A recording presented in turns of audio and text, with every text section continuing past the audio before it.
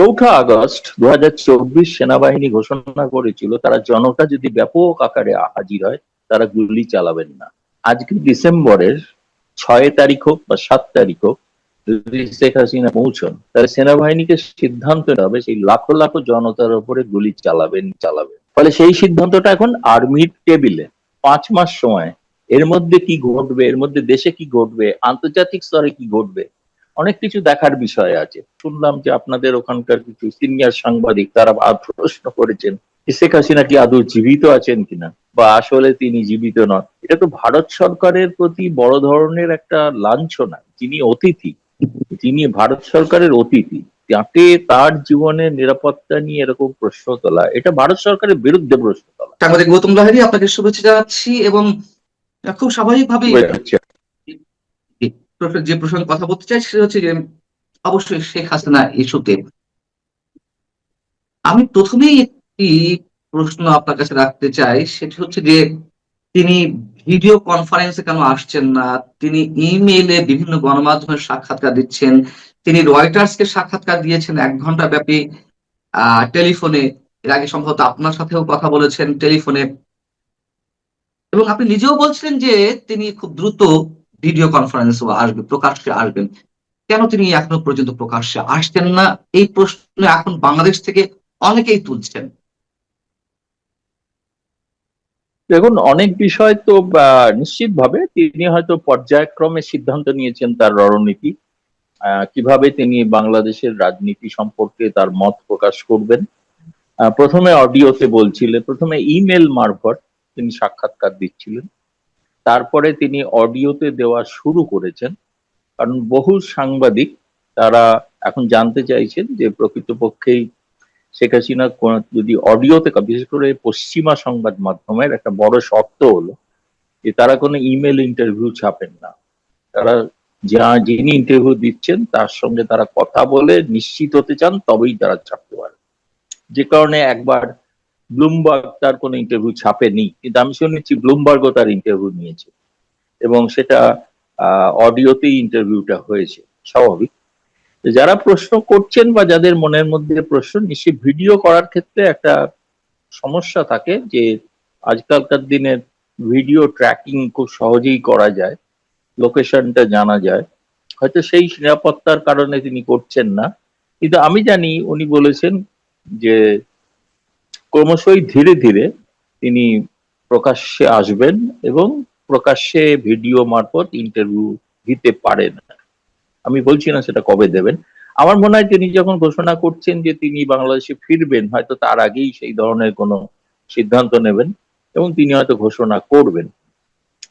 এই প্রসঙ্গেই বলে রাখা ভালো যে আমি শুনলাম যে আপনাদের ওখানকার কিছু সিনিয়র সাংবাদিক তারা প্রশ্ন করেছেন শেখ হাসিনা কি আদৌ জীবিত আছেন কিনা। এবং এই সিনিয়র সাংবাদিকদের কাছে হাস্যকর প্রশ্ন। তার কারণ হচ্ছে যে ভারত সরকারের তিনি অতিথি হিসেবে রয়েছেন, এটা তার নিরাপত্তা, তার জীবনের নিরাপত্তা, তার শারীরিক সুস্থতা সবটাই দেখভাল করছেন ভারত সরকার। আমার মনে হয় তারা এই প্রশ্নগুলো ঢাকায় যে হাই কমিশন আছে সেখানে প্রশ্ন করলেই জবাব পেয়ে যাবে, এতদূর দিল্লি পর্যন্ত আসার প্রয়োজন নেই। এবং ওখানে বাংলা ভাষায় কথা বলতে পারেন হাই কমিশনার আছেন, তিনি জবাব দিয়ে দেবেন শেখ হাসিনার বর্তমান অবস্থান বা বর্তমান পরিস্থিতি কি। দ্বিতীয়ত, যে রয়টারের যে ইন্টারভিউ, সেই ইন্টারভিউতে দেখুন 3 জনের বাইলাইন আছে, কিন্তু একজনের নয়। একজন হয়তো কলকাতা ভিত্তিক সাংবাদিক, আর একজন ঢাকা ভিত্তিক সাংবাদিক, আর একজন লন্ডনের তাদের মূল অফিসের তার একজন, তিনি এডিট করেছেন ইন্টারভিউটা, তারও নাম দেওয়া আছে ইন্টারভিউ নিচে। ফলে এদের 3জনকে তো খুব সহজেই তারা যোগাযোগ করতে পারেন, তাদের কাছেই জেনে নিতে পারেন। মানে এটা অন্য মাধ্যমে প্রশ্ন না করে যিনি ইন্টারভিউ নিয়েছেন তার সঙ্গে বা ঢাকায় একটা রয়টার্স এর অফিস আছে, ফলে সেখানেও তারা জিজ্ঞেস করলে তাদের এই সন্দেহ নিরসন হবে। এখন এটা থেকে বোঝা যায় একটা জিনিস, এই সমস্ত সাংবাদিক শেখ হাসিনা সম্পর্কে খুবই তারা বিব্রত বোধ করছেন। সরকার পক্ষ কিছু বলছেন না, কিন্তু সরকারের হয়ে তারা তাদের সরকারের উদ্বেগ তারা প্রকাশ করছেন, শেখ হাসিনাকে ভয় পাচ্ছেন, সোজা কথা। আপনি যখন প্রসঙ্গটি তুললেন, হ্যাঁ, এরকম অনেকেই বলছেন যে তিনি কি আদৌ বেঁচে আছেন কিনা, তিনি কেন প্রকাশ্যে আসছেন না, কেন তাকে ইমেইলে ইন্টারভিউ দিতে হচ্ছে, কেন টেলিফোনে ইন্টারভিউ দিতে হচ্ছে, টেলিফোনে ইন্টারভিউ গুলো আবার এআই দিয়ে তৈরি করা কিনা, এসব কথার কি কোনো ভিত্তি আছে? প্রথম কথা হচ্ছে আমি নিজে ওনার সঙ্গে কথা বলেছি। হ্যাঁ, এবং আমি বলবো না যে আমি ওনার সঙ্গে সাক্ষাৎ করেছি, কিন্তু আমি জানি উনি সুস্থ সবল এবং প্রতিদিন প্রতিনিয়ত প্রায় আপনি ধরতে পারেন এক সপ্তাহ অন্তর অন্তর দেশের বিদেশের বিভিন্ন প্রান্তের আওয়ামী লীগের নেতারা তার সঙ্গে দেখা করছেন, এবং সেটা ভারত সরকারের অনুমতি নিয়েই দেখা করছে। কয়েকদিন আগে অস্ট্রেলিয়া, লন্ডন, কলকাতা থেকে বেশ কিছু আওয়ামী লীগ নেতা তার সঙ্গে সাক্ষাৎ করে গেছেন। অনেক কেউ কেউ তো আমার সঙ্গে তারা ছবিও দিয়েছেন ফেসবুকে, কেউ কেউ দেখেছেন, দেখে অনেকে ফোনও করেছেন। কিন্তু ফলে তারা তো নিশ্চয়ই বাংলাদেশের সাংবাদিক, ফলে তারা সেই সমস্ত নেতৃবৃন্দের সঙ্গেও তো কথা বলে দেখতে পারে। হচ্ছে প্রত্যেক নেতাই এরকম একটা অসত্য কথা বলবেন যে এআই মাধ্যমে করা হয়েছে বা আসলে তিনি জীবিত নন? এটা তো ভারত সরকারের প্রতি বড় ধরনের একটা লাঞ্ছনা। তিনি অতিথি, তিনি ভারত সরকারের অতিথি, তাকে তার জীবনের নিরাপত্তা নিয়ে এরকম প্রশ্ন তোলা, এটা ভারত সরকারের বিরুদ্ধে প্রশ্ন তোলা। সেই জন্য বললাম খুব সহজ উত্তর হবে রয়টার্স এর অফিস।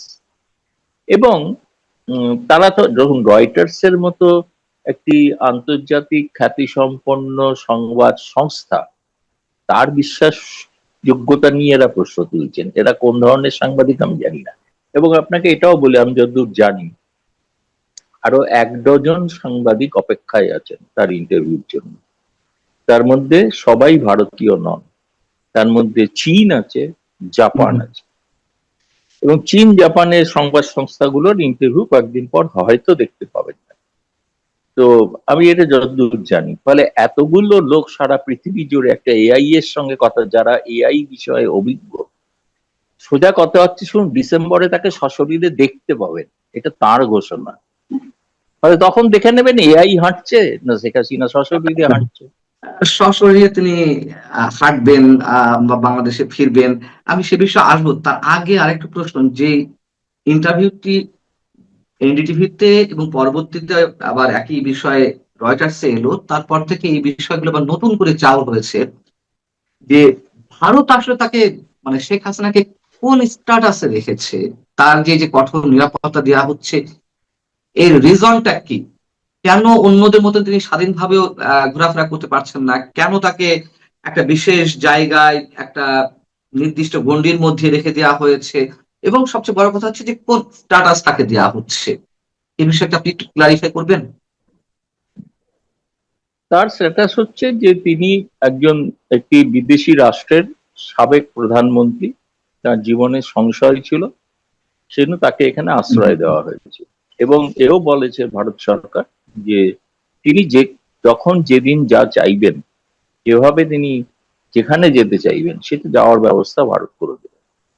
তিনি একজন সাবেক প্রধানমন্ত্রী, এই হিসাবে ভারতে আশ্রিতা, সেটাই তার স্ট্যাটাস, সেটাই সেইভাবেই তাকে রাখা হয়েছে। আপনি বলতে পারেন না যেরকম কেন তাকে বাইরে ঘোরাফেরা করতে দেখা যাচ্ছে না। 2 দিন আগে তো আপনাদের ওখানকার জঙ্গিরা তো হুমকি দিয়েছে তাকে হত্যা করবে। তার জীবনের নিরাপত্তা এই মুহূর্তে যে কোনো প্রধানমন্ত্রীর মতনই তার নিরাপত্তাকে সেভাবেই আঁটোসাঁটো করে রাখা হয়েছে, যাতে সেখানে কোনো অন্য ধরনের অবাঞ্ছিত ঘটনা না ঘটতে পারে। এবং যে কারণে এই নিরাপত্তার কারণে তার দিল্লিতে সম্ভবত 3 বার তার আবাসস্থল পরিবর্তন করতে হয়েছে। একই জায়গায় যারা দেখেছেন প্রথমবার এসে, দ্বিতীয়বার এসে তারা অন্য জায়গায় দেখেছেন, তৃতীয়বার তারা অন্য জায়গায় দেখছেন। দিল্লিতেই আছেন কিন্তু এক জায়গায় নেই। ফলে তার নিরাপত্তার কারণে এই ধরনের একটা ব্যবস্থা নেওয়া হয়েছে, যে কারণে তাকে হয়তো আপনারা সশরীরে দেখছেন না, বা সেটা দেখা ক্ষেত্রে অসুবিধা হতে পারে। কিন্তু ভিডিও মারফত হয়তো আমার মনে হচ্ছে যে এক একটি করে ধাপ তিনি এগোচ্ছেন। ফলে এগোনোর সময় আমার মনে হয়েছে এরপরে তিনি নিশ্চয়ই ভিডিওর মাধ্যমে আত্মপ্রকাশ করবেন। তখন আবার প্রশ্ন উঠবে এই ভিডিওটা জেনুইন কিনা, তিনি এটা এআই এর মাধ্যমে ভিডিও কিনা। মানে আমার মনে হয় সেই বিষয়টা প্রশ্ন না তুলে প্রশ্ন তোলা উচিত তিনি যেটা বলছেন সে ব্যাপারে বাংলাদেশ সরকারের মত কি। উনি বলেছেন আমি আসবো, তাহলে বাংলাদেশ সরকার তাকে কিভাবে বাংলাদেশে প্রবেশ করতে দেবেন, সেই বিষয়ে বাংলাদেশ সরকার যদি পরিষ্কার করেন তাহলে সেটা ভালো হয়। হ্যাঁ, এখন বাংলাদেশ সরকার তো স্পষ্ট করে কিছু বলছে না, তবে ইনফরমালি যেমন সাবেক বর্তমান পররাষ্ট্র প্রতিমন্ত্রী শামা ওবায়েদ তিনি সোমবার একটি মন্তব্য করেছেন যে তিনি এলে তাকে জেলে যেতে হবে, জেলে যেতে হবে, এটা সবাই জানে। তার বিরুদ্ধে ওয়ারেন্ট আছে, তার বিরুদ্ধে রায়ও ঘোষিত হয়েছে মৃত্যুদণ্ডের, এটা তো আমরা সবাই জানি। কিন্তু আসলে কিভাবে সম্ভব, তার তো পাসপোর্ট কোন ধরনের বৈধ কাগজপত্র নেই। তাহলে তিনি যে বললেন যে তিনি আসবেন, আপনি কি এই ভিতরের বিষয়টি আমাদের জানাতে পারবেন যে তিনি আসলে কোন বিষয়টি বিবেচনা করে বলছেন যে তিনি বাংলাদেশে ফিরবেন, নাকি তিনি অপেক্ষা রয়েছেন যে বাংলাদেশ সরকার তাকে নিয়ে আসার জন্য একটা উদ্যোগ নেবে? তিনি বন্দী হিসাবে যাবেন না, কারণ ভারত সরকার তাকে বন্দী করেন। বন্দী প্রত্যর্পণ চুক্তি অনুসারে যে নিয়ম কানুন, সেগুলো বাংলাদেশ সরকার এখনো ফলো করেনি, সেগুলো সেই অনুযায়ী কোনো ব্যবস্থা নেন। 4 লাইনের চিঠি পাঠিয়েছেন, নোট ভার্বাল। নোট ভার্বাল এটাই বন্দী প্রত্যর্পণে কোনো আবেদন নয়, এটা একটা প্রাথমিক আবেদন।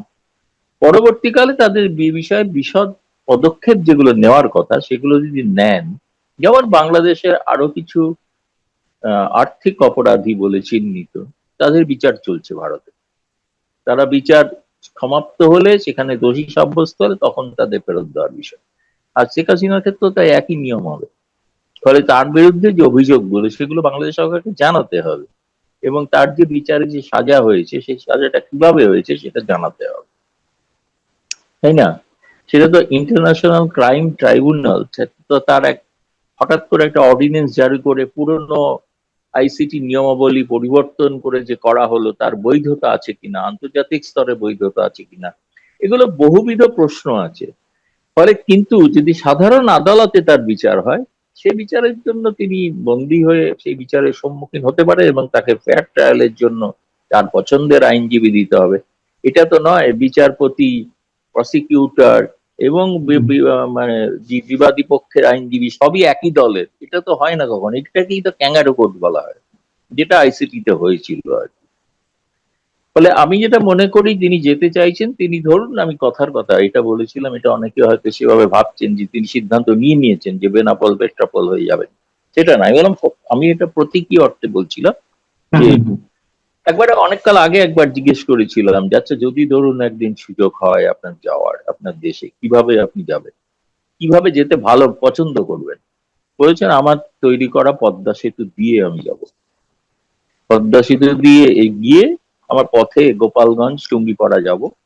তো সেই পথটা তো অবশ্যই বেনাপোল পেট্রোপল হয় না, যদি পদ্মা সেতু দিয়ে উঠতে হয়। এবং তার আবেগের তারপরে জায়গা তিনি থেকে তিনি মেট্রো রেলে বলেছেন। চেপে ঢাকা সদরে আসবেন গণভবনের কাছে, মেট্রো রেলে চেপে। তো এটা ওনার একটা স্বপ্ন। এখন স্বপ্নটা বাস্তবায়ন হবে কি হবে না সেটা তো ভবিষ্যৎ বলবে, 5 মাস বাকি আছে। তবে এবার ওটি যেমন কোনো ঘোষণা করেছেন, পরিকল্পনা আমি নয়, তার ওটি কোনো পরিকল্পনাও নয়, ওটি তার একটা ইচ্ছা, একটা ডিজায়ার, ইচ্ছা, স্বপ্ন। ডিজায়ার,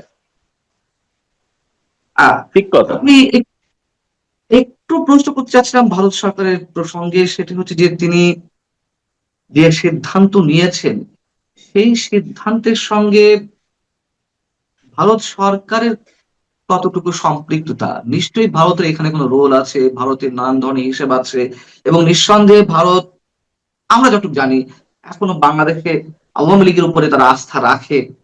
আহ সেটি ভারতের স্বার্থেই হোক, এটি অপরাধ দৃষ্টি আমরা জানি না, প্রত্যেক রাষ্ট্রই তার স্বার্থের কথা চিন্তা করবে। এবং যে ল্যান্ড বাউন্ডারি রয়েছে, আমাদের দীর্ঘ সীমান্ত রয়েছে, সবকিছু মিলিয়ে একটা সব জায়গা তো আওয়ামী লীগের প্রতি ভারত সবসময় রয়েছেই। সেই জায়গা থেকে ভারতের এইখানে ইনভলভমেন্টটা কতটুকু? দেখুন, আমি এটা জানার চেষ্টা করেছিলাম, আর আনুষ্ঠানিকভাবে ভারত সরকার কিছু এ ব্যাপারে কোনো মতামত দেয়নি। আপনি যেটা বলছেন, যেরকম আপনাদের ওখানকার মন্ত্রীরা অফ দ্য রেকর্ড বলছেন, আমাদের এখানেও কিছু অফ দ্য রেকর্ড কথা হয়েছে। সেই কথাতে তারা বলছেন তারা এই বিষয়টা নিয়ে এমন কোনো পরামর্শ তারা শেখ হাসিনাকে দেননি যে আপনি এই কথাটা বলুন যে আপনি ওখানে যাবেন। তাদের ভারত সরকারের কোনো ভূমিকা বিষয় নেই। এখন এবার এটাও ঘটনা যে তিনি যে এতগুলো ইন্টারভিউ দিচ্ছেন, বলছেন বা কথা বলছেন, যা বলছে, তো ভারত সরকার তার কোনো সেক্ষেত্রে আপত্তি করেছেন এমনও কিছু না। সেটা মূলত হচ্ছে যে ভারত সরকারের বক্তব্য হচ্ছে ভারতে মিডিয়া স্বাধীন, মিডিয়া কি করবে না করবে, এটা সম্পর্কটা মিডিয়ার সঙ্গে শেখ হাসিনা, এর মধ্যে ভারত সরকার নেই। আমরা ভারতীয় মিডিয়াকে বা কোনো আন্তর্জাতিক মিডিয়াকে বলতে পারবো না নির্দেশাবলী দিয়ে যে আপনারা শেখ হাসিনার ইন্টারভিউ নিতে পারবেন না, এটা বলা সম্ভব না, এটা বলা যায় না। বরং যে সরকার বলেন সেই সরকার অগণতান্ত্রিক, তারা অস্বৈরাচারী সরকার। স্বৈরাচারী সরকারই সাধারণত মিডিয়ার উপরে নিয়ন্ত্রণ জারি করে। এটা বাংলাদেশে যেটা আমরা দেখছি বর্তমানে যে অবস্থা। তো সেক্ষেত্রে ভারত সরকারের ভূমিকা যদি বলেন, এটা ভারত সরকারের মত হচ্ছেন, আজকে এক্স একটি কাগজের সম্পাদক তিনি সিদ্ধান্ত নিলেন যে আজকে আমরা শেখ হাসিনার ইন্টারভিউ নেবো। এটাও বলে রাখি আপনাকে যে আপনাদের ভারতের যে হাই কমিশন আছে তারা কিন্তু প্রভাব বিস্তার করার আপ্রাণ চেষ্টা করেছিল যে কেন আপনারা শেখ হাসিনাকে চাপছেন বারবার। বলছে আমাদের কাছে খবর, একজন প্রাক্তন প্রধানমন্ত্রী 15 বছর প্রধানমন্ত্রী ছিলেন, এটা আমাদের কাছে মনে হয়েছে খবর, রোজ তো ছাপছি না, মাঝে মাঝে ছাপছি। তা আপনারা, এমনকি এরা প্রকারান্তরে কেউ কেউ হুমকিও দিয়েছেন আপনাদের সঙ্গে সম্পর্ক রাখবো না, হাই কমিশনে প্রবেশ নিষিদ্ধ হতে পারে। তো হলে হবে, তাতে কি করা যাবে। কিন্তু তারপর থেকে তারা পিছিয়ে এসে, তাই হচ্ছে ভারতে তো মিডিয়া এখনো পর্যন্ত স্বাধীন মিডিয়া না, তাকে তো নিয়ন্ত্রণ সরকার করে না। ফলে তিনি সংবাদের শিরোনামে আছেন, আলোচনার বিষয়বস্তুতে আছেন। পছন্দ করুন অপছন্দ করুন, তাকে নিয়ে কথা বলতে হবে, তাকে নিয়ে আলোচনা করতে হবে পক্ষে বিপক্ষে। সেটা হচ্ছে আমার মনে হয়েছে সেটা তার প্রথম রাজনৈতিক পদক্ষেপ। সে বিষয়ে তিনি সফল। সফল এই অর্থে আজকে আপনার সঙ্গেও 8 ঘন্টা আলোচনা করছি। এখন এটা নানা জায়গায় বাংলাদেশে তো আপনি বললেন বহু সাংবাদিক যে নানা রকম প্রশ্ন করছেন, তাদের কাছে এটা আলোচ্য বিষয়, পক্ষে বিপক্ষে যাই বলুন। এটা হলো এক। দ্বিতীয়ত, এবার তার যে উদ্দেশ্য, আমি বলছি যদি তারেক রহমান সরকারকেও তো সিদ্ধান্ত নিতে হবে, সত্যিই তার তো ট্রাভেল ডকুমেন্ট নেই, ভারত সরকার নয় একটা ট্রাভেল ডকুমেন্ট দিয়ে দিল, তাহলে সেই ট্রাভেল ডকুমেন্ট দেওয়া সত্ত্বেও তারা কি তাকে বাংলাদেশে প্রবেশ করতে দেবেন? এক। দুই হচ্ছে, আরেকটা বড় চাপ হচ্ছে বাংলাদেশ সেনাবাহিনীর উপর। এই কারণেই 23শে জুন প্রতিষ্ঠা দিবসে 7টা জেলায় সেনা নামিয়ে, বিডিআর নামিয়ে এমন একটা কাণ্ড করলেন যে সেদিন আওয়ামী লীগের যেন পুনরুত্থান ঘটছে। ঘটেনি, কিন্তু আতঙ্কে তাই ঘটেছে। 4 আগস্ট 2024 সেনাবাহিনী ঘোষণা করেছিল তারা জনতা যদি ব্যাপক আকারে হাজির হয় তারা গুলি চালাবেন না। আজকে ডিসেম্বরের 6 তারিখ হোক বা 7 তারিখ হোক, যদি শেখ হাসিনা পৌঁছন, তাহলে সেনাবাহিনীকে সিদ্ধান্ত নিতে হবে সেই লাখো লাখো জনতার উপরে গুলি চালাবেন। সেদিন যখন চালাননি, জনতা, নিরীহ জনতার মৃত্যু যাতে না হয় তার জন্য ডিসেম্বরেও তাকে সিদ্ধান্ত নিতে হবে নিরীহ জনতার উপরে, আওয়ামী লীগ সমর্থক তাদের উপর গুলি চালাবো না।